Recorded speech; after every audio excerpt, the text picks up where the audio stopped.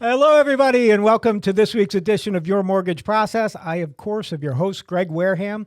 We got a great guest today, Mr. Bob D'Ambrosia.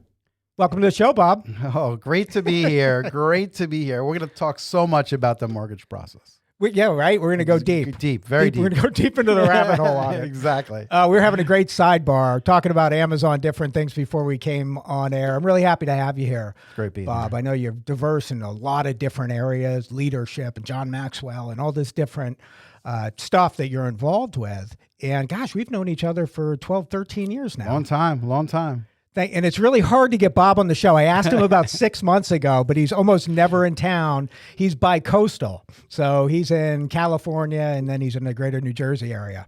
So thanks for taking the time, Bob. Yeah, no problem. Hey, so I was thinking before we came in today, I just wanted to tackle a little bit. Actually, before I go there, Bob, tell us about yourself. Wow. I lobbed it right back over to you, Bob. Tell us about you, your background. I know you've been in real estate a long time. Yeah, so I'll just back up to 2002.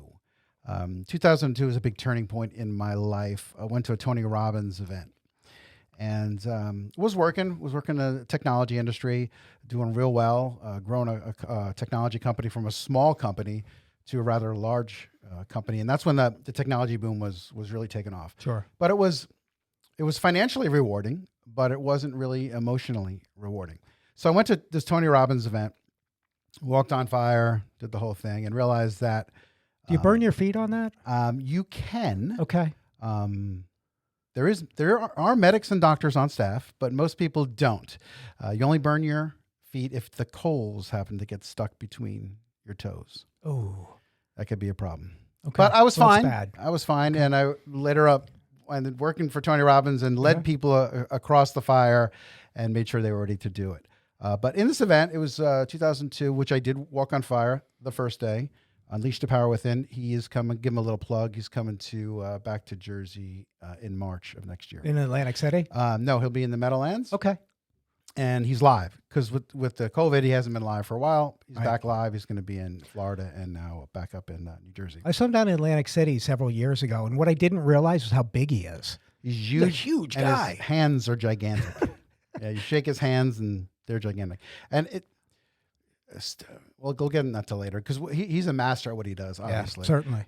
But you went to a one-day event, right? Yeah, it was a one-day event. I was part of a mortgage event down there. Okay. And he was the keynote. And man, he's powerful. Very He's powerful. powerful. There's a reason why he's so successful in what he does. Exactly. This is his 3-day signature event called Okay. Unleash the Power Within. It's actually 4 days. When I did it back in 2002, he did all 4 days. He now does 2 of the 4 days.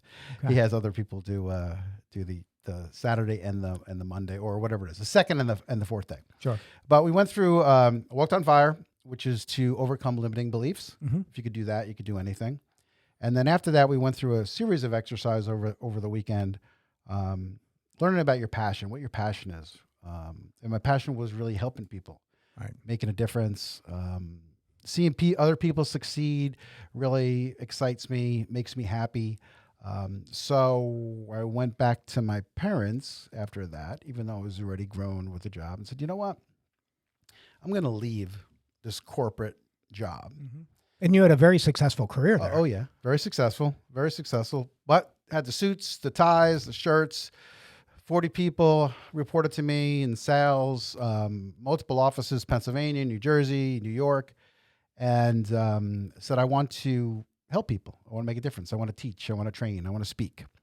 My dad was a very successful speaker and master ceremonies. He was a national sales manager for Sharp Electronics. Okay.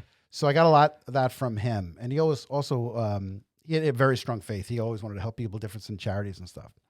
So they thought I was crazy because remember, they put me through college and I'm out exactly what they wanted. You know, Right. I'm out there. I had the 2 kids, the family, the whole, whatever they call that thing, the $1 million life or whatever it is. I was living it.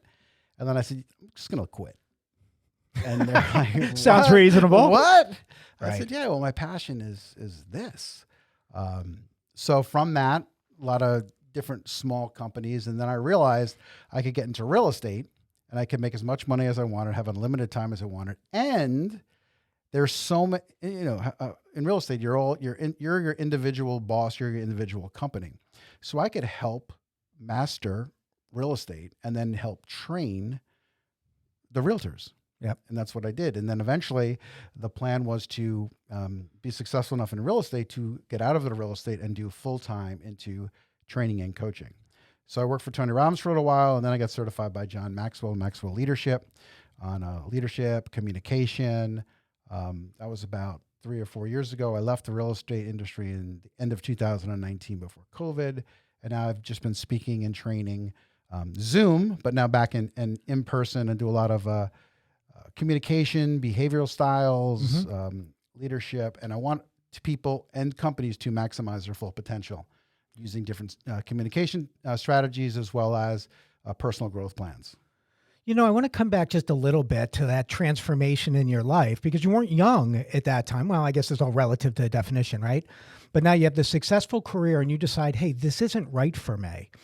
And I got to tell you, I really admire that, because that's not easy to do, especially you're married with a couple of kids. You know, you're into that proverbial grind, right? Right. Not in a bad, I don't mean in a bad way, but that lifestyle. And to be able to have the self-reflection to understand you want something else, which a lot of people can do, but to actually move forward on that, I mean, it takes big ones to get there. Right. That's really something else. What made you kind of say, that's it, I'm going to do it? Well, it was the reflection is what you're talking about. So my son played college baseball. I always would speak to him before every game in the bullpen. I would say, breathe, visualize, focus, and have fun. So the breathing part I now speak about is really reflecting on where you were, taking a deep breath and stopping. So where were you? Where was I in my life? And where do I want to go? And you reflect on that. And then if you reflect on that, then you can visualize and get a goal and visualize doing that, and then focus the consistency of following through on it and taking action and having it actually happen. Now, obviously, it goes up and down depending on the year, the month, whatever it is, but staying focused. And in any business, too, consistency is one of the communication and consistency are the two most important things. Yeah, no If question. you know what you want to do and you're consistent, you can communicate to others, you're going to be successful. It's just time over task over time, right? Exactly. Forward and forward and forward. So getting over into the John Maxwell, I'm a big fan, read a lot of his books. You end up being a certified John Maxwell coach. I'm going to throw a big statement out there. What did you learn? Okay. So I knew John Maxwell. I knew his books. I've seen John Maxwell, but I knew I wanted to be a speaker and a trainer. So there was the Tony Robbins path. There was the Les Brown path. There was some other people that had paths to that. John Maxwell had an overall, like Les Brown was going to teach you how to be a speaker. That was it. But John Maxwell, how I got into John Maxwell was he was going to teach you how to be a speaker, a trainer, a coach, a facilitator. So I learned a lot about leadership, what it takes to be a leader, Right. And it's earned. It's not given. There's multiple steps of leadership. Like, you could be appointed the vice president of something. That's great. You're given a title, but you're not really a leader until you actually earn it. And the people that work for you see you as a leader. Sure. So leadership, a lot about communication, personality behaviors, how to deal with people personally and professional. And a lot about personal growth strategies, like how to grow as a person, what to do daily to grow as a person. So those are the key things I would say. Just a plug for Maxwell in general. You read 15 Laws of Leadership, which is a tremendous book. And then there's also a video series on that as well. Really him at some of his best work that I've ever seen him do. Because really break down, what it takes to be a leader. You work through worksheets on it. It's really great. You should check it out. Yes, absolutely. And you should check it out. It's called the 15 Invaluable Laws of Growth and the 21 Laws of Leadership. I was pretty close. You were close. However, April, it is now complete, and I had a little insight into the book. His next book, maybe his last book, is going to be the 16 Laws of Communication coming out in April. Okay. And the cool thing about John is awesome communicator. Sold, I don't know how many millions, but over 30 million books, Right. Over 80 books. But being part of his organization, I'm actually part of his President's Advisory Council, so we get to meet with him separately at times.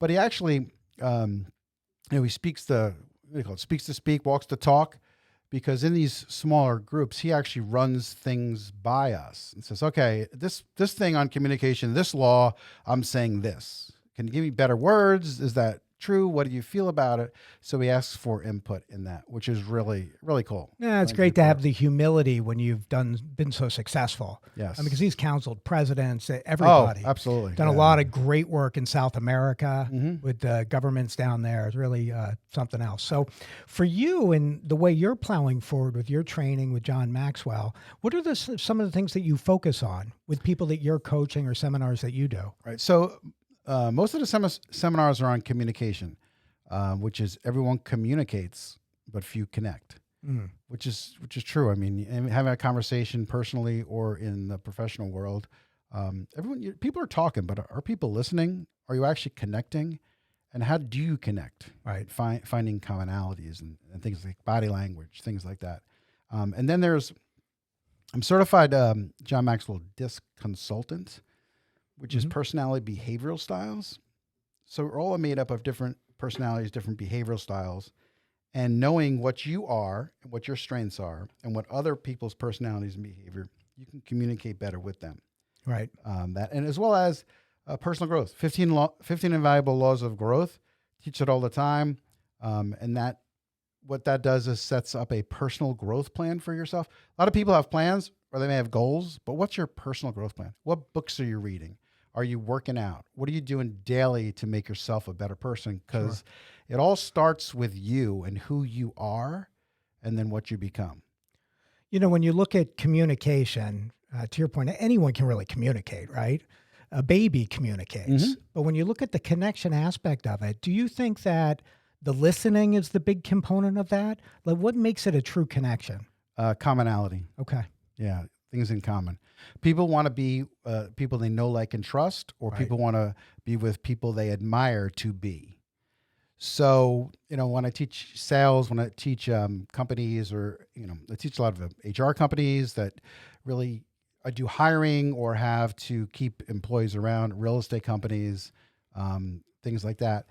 But if you can find something in common with someone right off the bat, and we go through in these seminars or talks that I give to come up with those questions for those industries of what those questions will be to find things in common. Mm-hmm. And once you find that, there's a story. I mentioned my son played college baseball. So we were at the first game, and this gentleman came over to me. So you can see him, big Italian guy, right? And I'm just a authentic guy, no BS. I'm not highly intellectual. I'm not into physics, Right. science, things like that. So this gentleman came over. He had an NYU hat on, the little glasses, and he started talking to me about his NYU. He was a professor at NYU. Okay.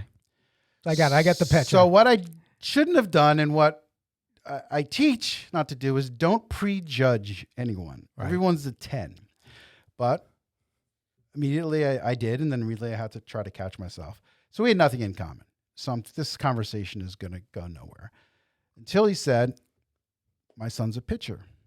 And I said, oh, my son's a pitcher. Right. Who's your son? Oh, my son. And then all of a sudden, things in common. We were now connected with each other instead of just communicating. Right. But asking different questions about someone, where you're from, things like that. Sports, music, food. Right. You get to learn a lot about the person, know what? restaurants, And things like that. And it takes a lot of patience is not the right word, but it's the one that popped into my mouth. It takes a lot of interest in the other party to go deep and to really understand. I always talk about that with the salespeople that I work with and that I've coached over the years. It's like you really got to enjoy the conversation. Like, listen to what they're saying. Think about Right. what they're saying. Go deeper. Like, it's people talking to people. Right. And that's kind of the fun in life, really. Yep. Getting to know and understand people. Yeah. And connecting with them, it's all about them. Right. It's not about you. Right. And listening's a big part of that. Yeah. If you're leaning in and listening, if your eyes are wandering, are you really listening? Right. People can tell if you're really not listening. Sure. So you need to make it a point and be Yeah. intentional about connecting with No, people. no, no. I know. Rachel's not listening to me all the time. All the time. It's because I'm not interesting, though. So she does have valid reasons. So we actually did her disc profile. We need to do yours to see what it is. I know what mine is. I had mine done. What is yours? What do you think it is? I think you have I in there for sure, but you definitely have do. some C in there. I'm a high D. You're a high D I. I wouldn't see that. Now, obviously, we're not going to get into it right now. Yeah. But there's 3 different discs, graphs, and depending on in person, in private, and also what you believe you are, they are different. See, I am a CI, which means I'm very calculating. I need to have facts. Yeah, and let's just back up figures. for 1 second. Yeah, explain what the DI Okay. CS is. So disc is a personality assessment. The D, if you're a D, and D is only 3% of the population, only D with nothing else. You could be a mixture of usually 3 maximum. You're the 4th one is always there, but it's not as prevalent as the other ones. So if you're a D, a straight D, you're dominant, direct, results driven, task oriented. So in a sales situation, if you were walked into a room and you were selling to a D, they don't need a lot of facts and figures. They know what they want. Once you find out what they want, you give it to them and then you leave. Right. So that's what a D is. There's a I was selling. I'm so easy to sell something to, by the way. Just give me the facts. Exactly. So there was I think the licorice story. Did you hear that? You might have heard this story before, but I was selling. It was in real estate, my real estate days, and I was sitting with the wife, and they were thinking about selling their house. So the husband. Oh yeah, you told me. I've heard this one. Yeah. So the husband comes in the back door, and he looks at me, and he says, "Do you want licorice?"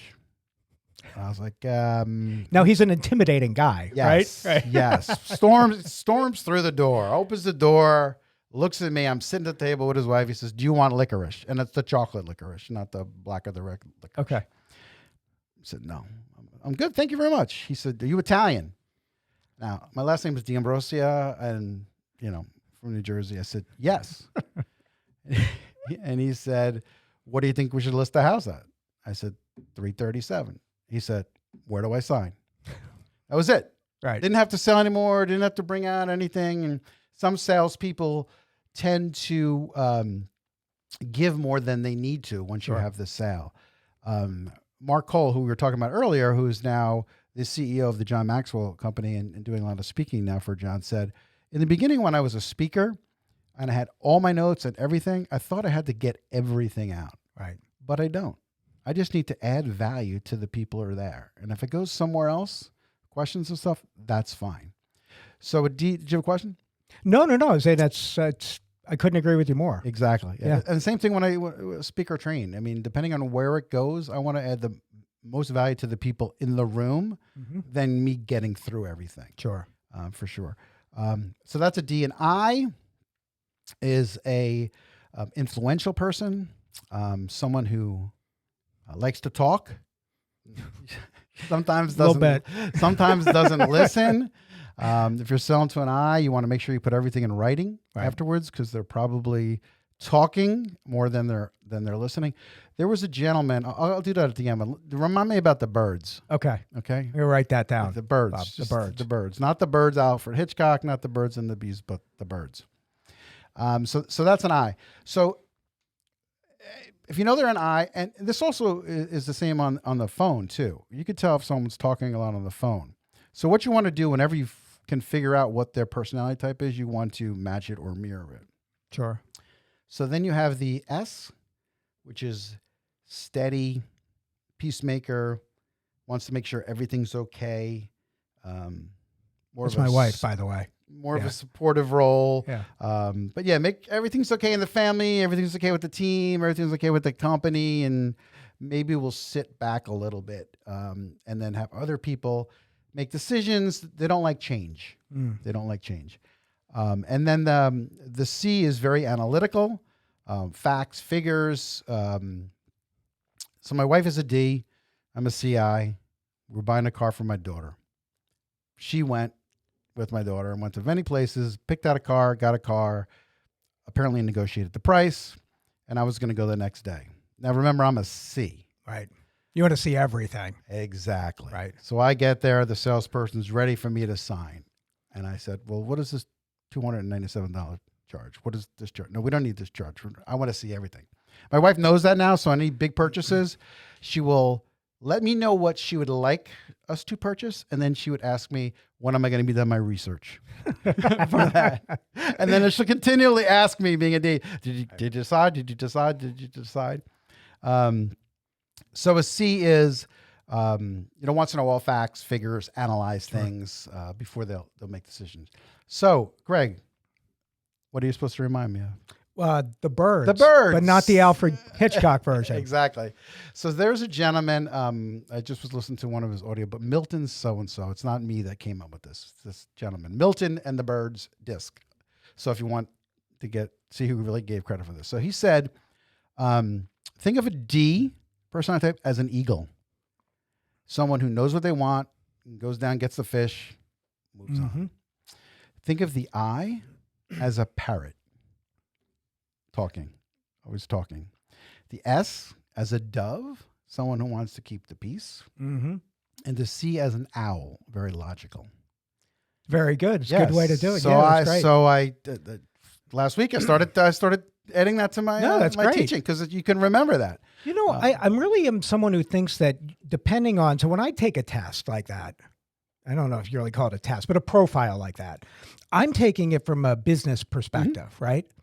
But just because that's my profile from a business perspective, if I were to do it from a social perspective, it would be a little bit different. Yes, correct. Right? So really it's relative to the environment as well and what perspective you're coming from. Exactly. And those would be, I don't want to get too deep into this. We could do a whole nother thing on disc. But that would be your middle graph, which is your core graph, wound change. Your other two, the one that you believe you are based on the muscles you use or the training you get and the environment you have will change. And then how you perceive yourself out, your public self or your mask will also change. I'm more I, like right now, right? Because we're speaking, or when I'm out training and teaching or speaking, I'm more I than I am C. Right. But if I had to if there was a stressful situation in my life, I would go to my C. I'd go to, give me the facts before I'll make that decision. Yeah. Yeah, I'd probably relate to that personally too. Like if I have to think about, I'm a thinker. In my personal space, I'm a thinker. Right. I'm the guy who's sitting on the porch staring at the mountain. Exactly. That's what I'm doing. I'm looking at it, being like, hey, what can I do next? How do I figure this whole thing out? Right. So it certainly does change. Now, what else from so we talked a little bit about the DISC profile. What are some other nuggets out of the Maxwell program that you think would be important to share? His rule of 5 is very important. And this isn't in any of his books, but if you had an oak tree in the backyard, it was a huge oak tree. The axe. Okay, yeah, go ahead. And someone said, cut the oak tree down. And you're like, how am I going to cut the oak tree down? You only had an axe. But if you took 5 swings at it every day, you'll be able to knock the oak tree down. Yeah. So if you could think of your 5 things that you do every day, that'll make you a better person, better life, what would they be? So and it really comes to consistency. I use that one with people because, all right, if you take one swing at the tree, you're never going to knock it down. Right. You got to take 5 swings every day. Right. And they'll always fall. Right. And that comes back to earlier, you had mentioned consistency. And that's such a critical part of business, sales, a huge part of sales, because a lot of salespeople, one of their biggest challenges is they're just inconsistent. Right. You know, when you're like, oh, look at this shiny thing here, and I got this shiny thing and this over there, you accomplish nothing. Exactly. And it's focused too on what's important to you for that day. Yeah. Like what is the goal for that day? If you think when you get up, okay, my goal for this day is to do this, it's the law of attraction. That you're looking for that now in your mind, so it most of the time comes to you. Yeah. But even small things like a couple of my 5s, read every day. So. And this is things you do every day. So I don't read a book every day. I read 5 pages every day. I write 5 lines in a journal every day. I stretch every day. I don't work out every day. Right. I'm grateful every day. I drink water every day. So John's are read, write, think, things like that. But if you just try it and you challenge yourself, like what are your 5 things? And all five could take 10 minutes. Right. I mean, it's just simple. When you read 5 pages, a lot of times you'll read more, things like that. But if consistently, you're going to learn a lot. Yep. You're going to learn a lot. Just pull books off the shelf. You know what? It's all in doing that, you become an expert at things. And it's at 10,000 hours, right? Right. You do it 10,000 times, you're an expert at something. Absolutely. And that's really the goal. And anything that you're focused on, that you're trying to drive towards, it's the consistency of doing it and the repetition of doing it. Right. Because we all know that it's like what you're doing right now. Like you've presented the material so many times, and you're so familiar with it that no matter how you're feeling today, you're going to deliver this in the same fashion. Right. Right? You're an expert. Yep. Mostly. Depends on what I'm talking about. Expert? Nick, is he an expert? I was doing, I'm going back years now. It was the law of attraction. I mean, what you think of comes The Secret. I don't know if you've ever heard of any of these books. So I was booked in New York City to do a law of attraction. Mm-hmm. And I was prepared to talk about, parking spaces and what you think about becomes and what you get and so forth and so on. When I got there, I was told it was law of attraction for dating. Ooh. And I said, I haven't dated in 30 years.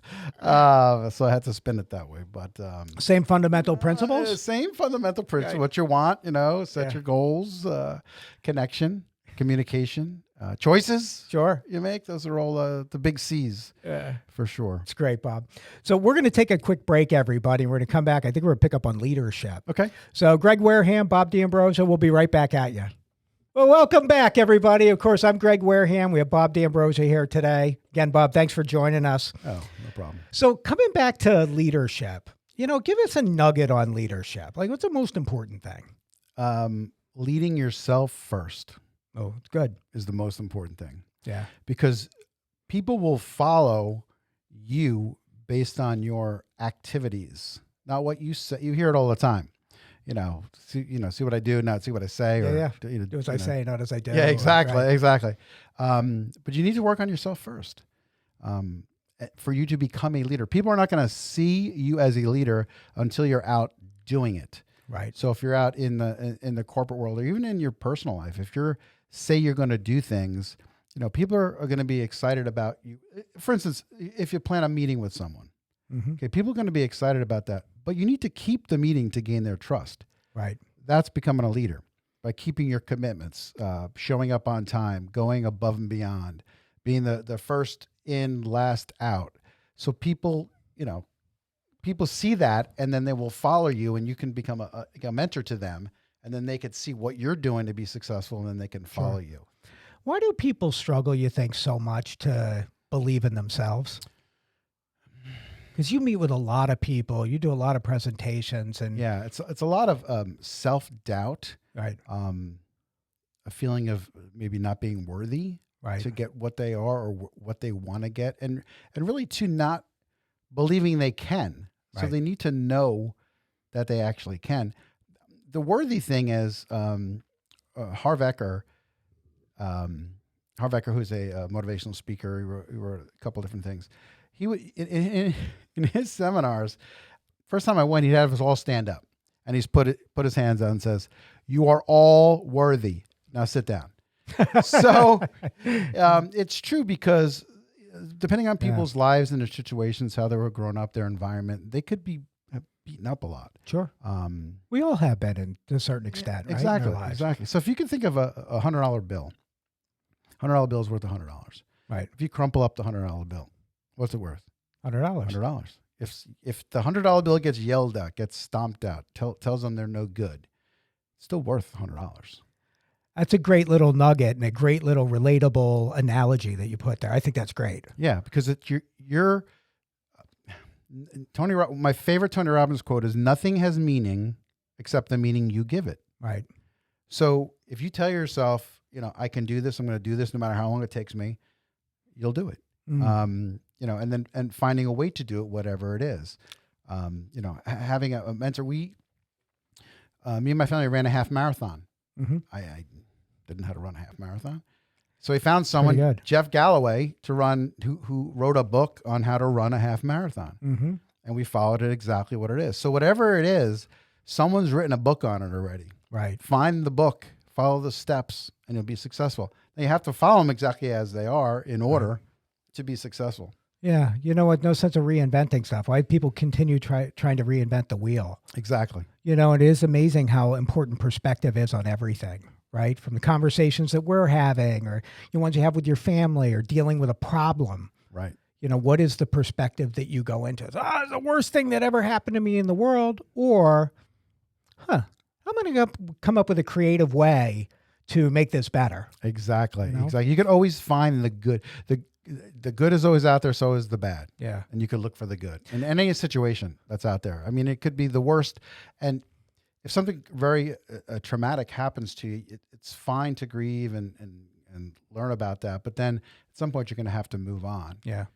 With your life. You know, and that's why it's so important, too, to guard your self-talk as a human being, I was right? just going to mention that. Yeah, you have to guard your self-talk. You know, I know for me, like I have a process, right? In the morning is kind of that's where I'm grateful and I'm thinking about things and I'm addressing what I know I have going on that day and how I'm going to attack it from a particular perspective, right? Because if you don't, the thing's going to eat you up all day. Right, exactly. So how am I going to grab this and run with it? The self-talk is huge. I mean, I use the example of, see, I'm showing my age now. In Animal House, the devil and the angel on the shoulder. What do you do? It's self. You got to make a decision. But the little negative thoughts are going to come in your mind, and you have to find a way to defeat those. Sure. And if you can, you could defeat anything. That's why running is great, because when you're running, there's going to be a time you can say, I can't do this anymore. My legs hurt. I can't breathe. I can't do this. But if you can defeat the negative self-talk in your mind and keep going, when you're done, you realize you can accomplish something. Yeah. Even if it's just, quarter mile. And then you could build on that, because nothing is easy the first time, whatever you're going to do. No, it's just so true. Yeah. Right? And success is an inside job. Yes. For everything. That's it. And that's what you got to lead yourself first. Right. Definitely got to lead yourself first. And then once you believe in yourself, you only want to be around people that will believe in you. Right. You don't need to be around people that are constantly bringing you down. The people you associate with are so important. And some people always want to talk about negative stuff too. So you don't want to be, you want to be around those people as little as possible. And sometimes that requires tough choices. They can be family members. Absolutely. Right? Absolutely. It's around holidays, there have been multiple times where I'll just leave the room because they're talking about things and I don't want that energy. Yeah. So I'll just leave the room. Right. And then come back in when it's something else. But it's so true. Are you burning incense? I'm just asking. No. But it's so true. Yeah, it's so true. Hey, on the leadership, coming back to leadership, how important is it for you to have the right mentor, to find a mentor? Very, very, very important, because once you're leading yourself and you know where you want to go, and you can reflect on where you've been and where you want to go. As I mentioned, there's always someone who's done it before. Right. And those people that have done it before and are successful are happy to help you. Just ask. Yeah. So once you find whatever it is, if you want to make the Tony Robbins uses the analogy of a chocolate cake. If you want to make the best chocolate cake, find someone who's made the best chocolate cake, take notes, figure out what ingredient they put in first, what ingredients they use, what type, and then just follow it exactly like that. But go back to consistency. Yeah. If you try to make it the first time and it doesn't come out great and you stop, you're not going to make it. Right. If you want to make $100,000 a year in a particular field, find someone who's done it exactly how they do it. Do it until, because it works. You know it works because they've already done it. Yep. So that's the belief in yourself. If you find someone who's already done it as a mentor and you follow exactly what they do, then it'll work. But yeah, you have to be held accountable for yourself. And it's always good to have an accountability person in your life or accountability coach that'll go ahead and check in with you, because it's easier to do stuff. It's actually easier to do stuff for other people than it is to do stuff for yourself. Yeah, it's true. Because if you tell so-and-so you're going to do this, you'll stick to that. You know, if anyone out there listening needs an accountability coach that you don't have one, Bob's a great one. Yes, yes. I'll give you a shameless CoachBobbyD.com. plug. CoachBobbyD.com. You know, the thing I like about surrounding yourself around the right people as well is what's the rule of thumb? Like whatever those people make, you have 5 people that you're close with, Yep, add up their income, divide it by 5. That's what you're going to make. And there's a lot of truth to that. exactly. And then to grow past that, it's who do you know that I need to know? That's a Right. John Maxwell thing. That's I stole that exactly from yeah, him. that's exactly it. Right. Yep. But yeah, who do you know that I need to know? Because that opens up your horizons. Right, right. And And you- it's as I said, people are willing to talk to you. So you know, it could be someone that your mentor is 5 times greater than you. Reach out to them. They could just, what are they going to do? Say no, and they usually won't, because they want to. If you reach out to someone like that, they're like, wow, this person really wants to learn or grow or make it. right. Then I'm going to help them. You know, you think about how simple and complicated that is at the same time. And I'm just thinking if someone were to call me or you or different people and say, hey, I want to talk about, what it is that you've done because I'm trying to go down this path. I'm trying to accomplish this. Like nobody's ever going to hang up on that person. Correct. And if you do, they're the wrong person anyway, if that person were to. Correct. People want to talk about their past. They want to talk about how they got there. Mhm. They want to help other people. And if for no other reason, it's selfish from the trainer that I just want to tell you everything I know because, I think it's great stuff. Right. Right. But, people are willing to share. Yeah, and I always mention this one in my talks. If people have children that are in high school or beginning college, because I have a 26 and a 24-year-old, a lot of the people that are just out of college or going into college really don't have a personal growth plan, never heard of it, and don't know what they want to do.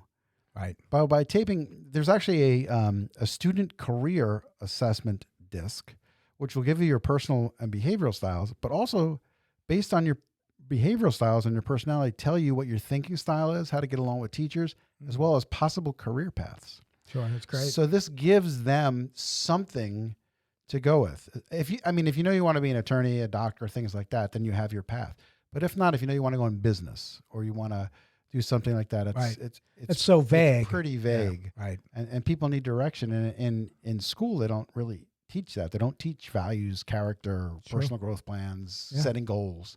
Because unless you're in sports, sometimes sports does that. It's a great forum for it. It Yeah. really is. I'm big fan of that. Exactly.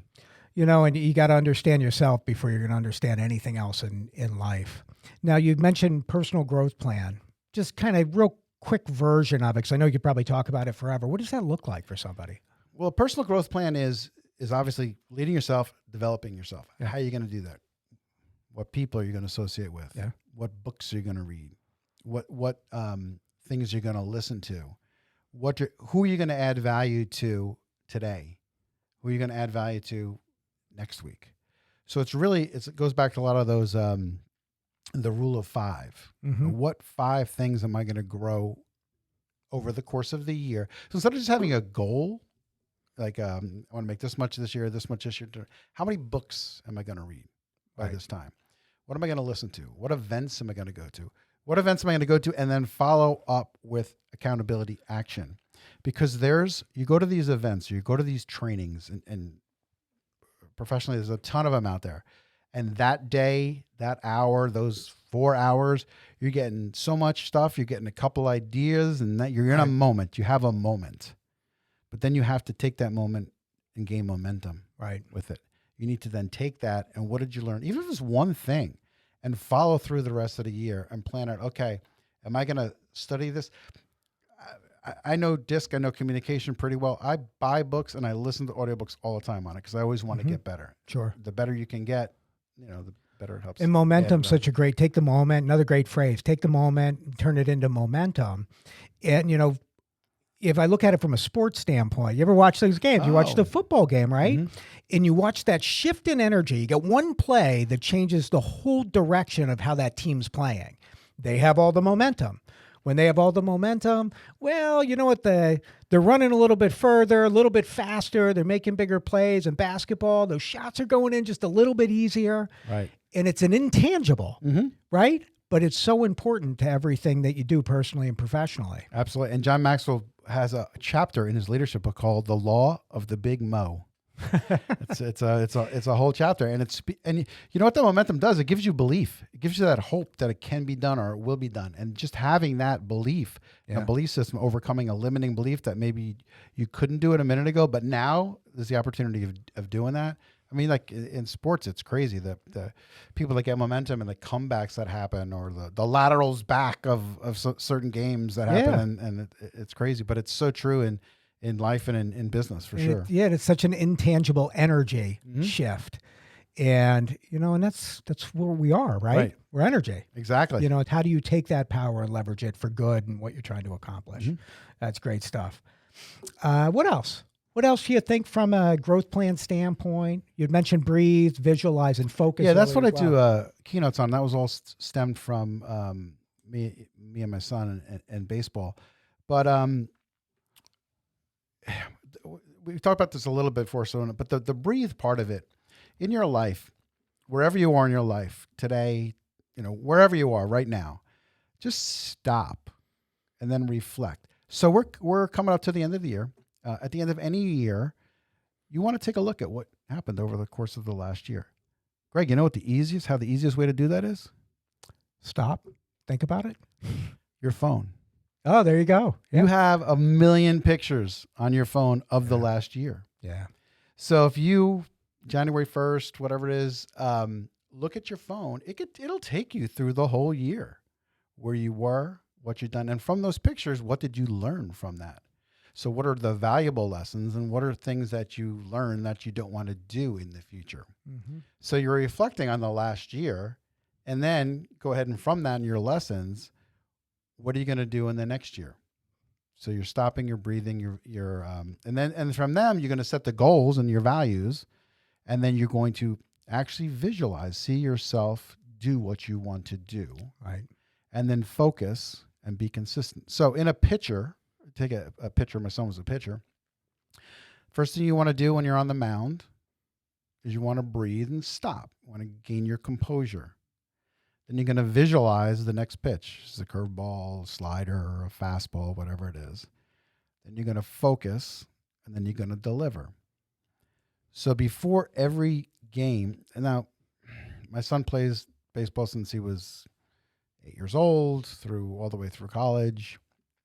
He was a pitcher when he was 8 years old, actually.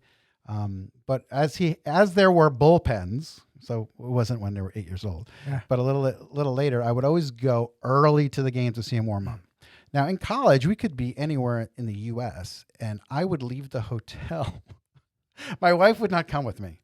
I would leave the hotel an hour early to get to the field while he was stretching. Okay, if he was starting that game. And people would make fun of me, but that's what I wanted to do. Yeah. I wanted to be there. Right. I wanted to be there and enjoy the whole month. So I would go to him and I'd say, breathe, visualize, focus, and have fun. The have fun, I don't know. But he had a very successful college career.